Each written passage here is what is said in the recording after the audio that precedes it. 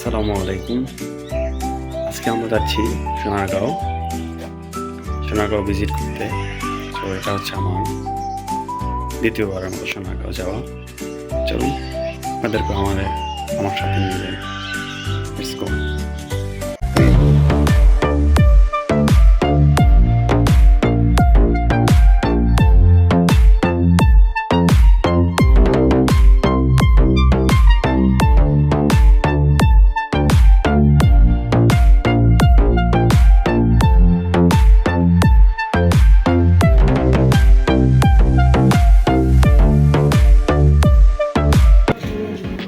Panam city আমরা চলে আসছি। এটা হচ্ছে Panam city. Let's go. Panam city entrance. Let's go.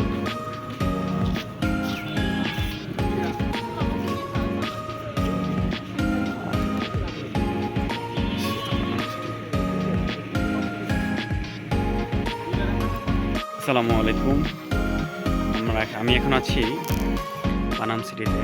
হচ্ছে পানাম সিটির বাইরের সাইড, এখনও আসলে খুলে নাই। 10টা টাইম খোলার, আমাদের এখানে ওয়েট করতে হচ্ছে 10টা বাজা পর্যন্ত। আসেন আজকে আমার সাথে আপনারা পানাম সিটিটা আপনাদেরকে ঘুরে দেখাই। চলেন।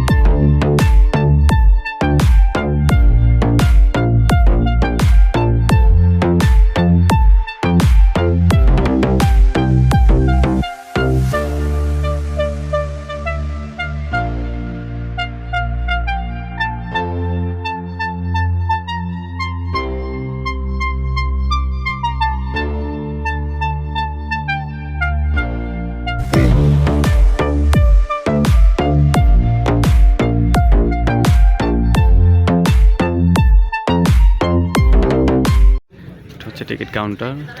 এখান থেকে টিকিট কাটতে হবে, লাইনে দাঁড়াইতে হবে এখান থেকে। এটা হচ্ছে নির্দেশনা। দেশি পর্যটকের জন্য 20 টাকা, বিদেশি পর্যটনের জন্য 300 টাকা, বিদেশির জন্য 100 টাকা। এখান থেকে টিকিট কাটতে হবে একটা। Thank you. হচ্ছে পানাম সিটি টিকিট।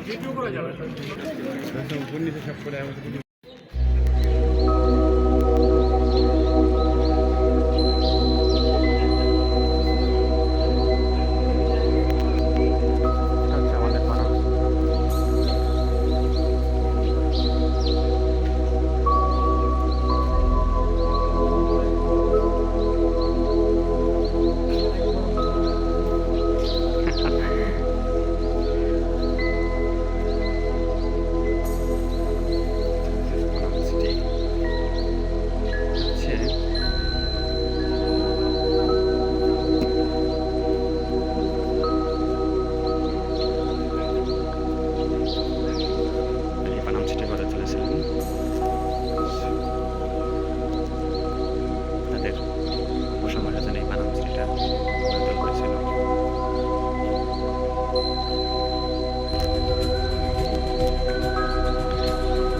এটা হচ্ছে সেই বাড়ি যেখানে উচ্চবিত্ত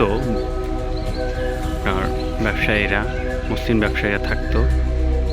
তাদের থাকার জন্য এই বাড়িগুলো নির্মাণ করেছিল। বাড়িগুলো বলতে কি সিটিটাই তারা নিজেরা থাকার জন্য, ব্যবসায়িক কাজের জন্য মানে এখানে আইসা যে ব্যবসা করতো, সে কারণে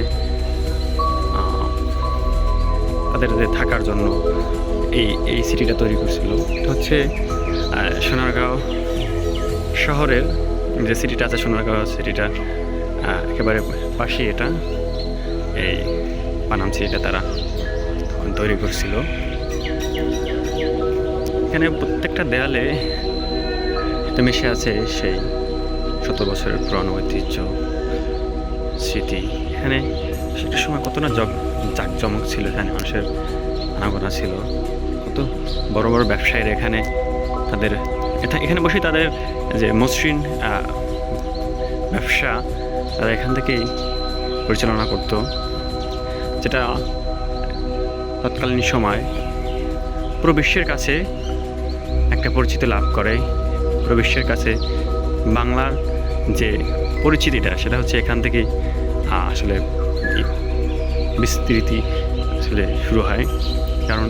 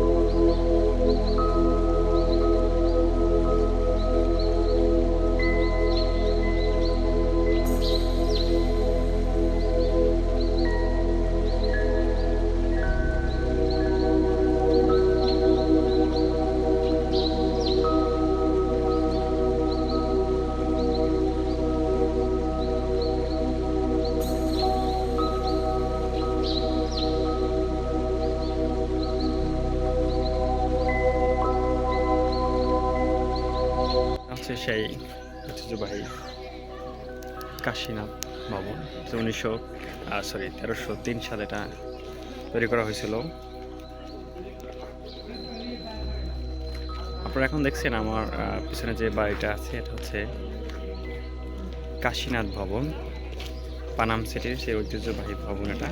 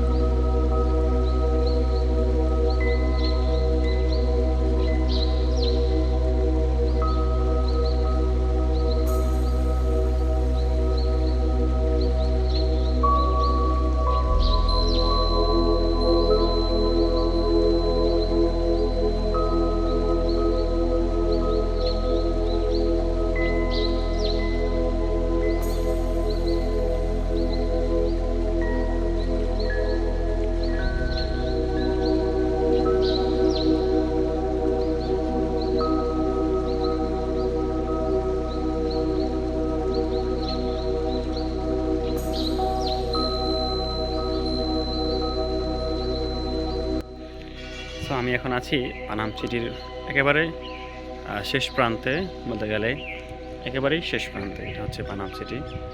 একটা খোলা মাঠ আছে, তবে এখানে কোনো মন্দির হয়তো ছিল এখানে। সো হ্যাঁ, একটা পুষ্করিণী আছে পানাম সিটির ভিতরে, আসলে এটা পুষ্করিণী আছে এখানে। সুতরাং আস্তে আস্তে আমি আরও ভিতরে যাচ্ছি। চলুন আমার সাথে আপনারা আরও ভিতরে যান। Let's go. এই যে সিরিয়াল নাম্বারগুলো দেওয়া আছে, এটা হচ্ছে 25 নাম্বার। এরকম প্রত্যেকটা বিল্ডিংয়ে ওয়ালে এক একটা করে নাম্বার দেওয়া আছে, এটা হচ্ছে সিরিয়াল নাম্বার। এখানে যতগুলো ভবন আছে প্রত্যেকটায় এরকমের এক একটা করে সিরিয়াল নাম্বার দেওয়া আছে। যেমন এটা হচ্ছে 25 নাম্বার বিল্ডিং, তারপরে এটা হচ্ছে মেইন সিটি। এই যে এখান থেকে হচ্ছে আমরা আসছি, সেটা থেকে এদিক দিয়ে আসার পরে একটা সিটি শেষে আরেকটা হচ্ছে আমাদের একটা বাগান আছে, কাঁঠাল বাগান। তো এটা হচ্ছে এটা একেবারে পানাম সিটির শেষ মাথায়, মেবি এটা হচ্ছে শেষ মাথা। এখানে একটা সুন্দর একটা বাগান আছে, একেবারে নিরিবিলি একটা পরিবেশ। এখানে অনেক কাঁঠাল গাছ, আম গাছ, অনেক গাছ আছে। শেষ মাথায় আরেকটা বিল্ডিং আছে, দেখি ভবনটা আসলে কত নম্বর সিরিয়াল। চলুন এই ভবনটা একটু দেখে আসি। হ্যাঁ, দূর থেকে দেখতে পাচ্ছি এটা হচ্ছে 23, ভবন নম্বর 23।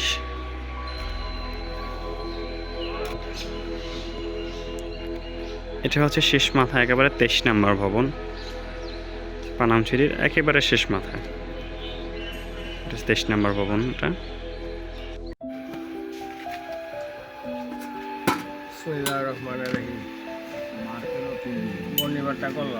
এই আমাকে দিয়ে বনে করতেছেন? বিসমিল্লাহ। একেবারে পানাম সিটির শেষ প্রান্ত থেকে ছোট একটা চায়ের দোকান আছে চাচার। আচ্ছা, এখানে হচ্ছে গরুর দুধে, খাঁটি গরুর দুধের চা না? খাঁটি গরুর দুধের চা আছে। একটা চায়ের দাম হচ্ছে 20 টাকা। 20 টাকা হলো ভালো। খাঁটি গরুর দুধের চা আছে। ঠান্ডা দই পাওয়া যাচ্ছে, আরও অনেক কিছু পাওয়া যাচ্ছে এখানে। আপনারা আসলে পানাম সিটি একেবারে শেষ মাথায় এখানে আসে চাচার দোকানে চা খেতে পারেন। দেখি টেস্ট করে দেখি চা কেমন হয়। জি চাচা, অবশ্যই।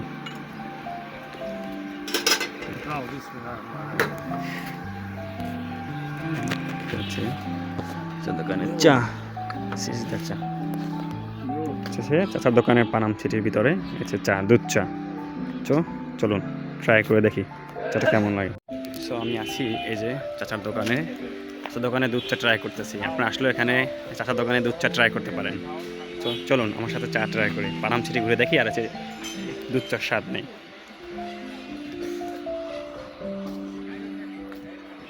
ওয়াও, আসলে চাটা আসলে সুন্দর হয়েছে, একেবারে খাঁটি গরু দুধের চা। জানি না খাঁটি কিনা, চাচা বলছে তো খাঁটি, তাই আমিও বলতেছি খাঁটি গরু দুধের চা।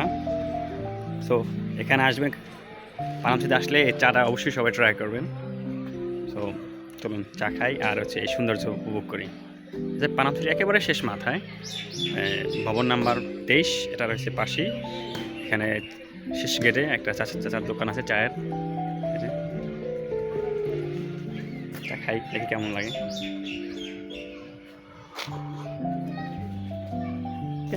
Good.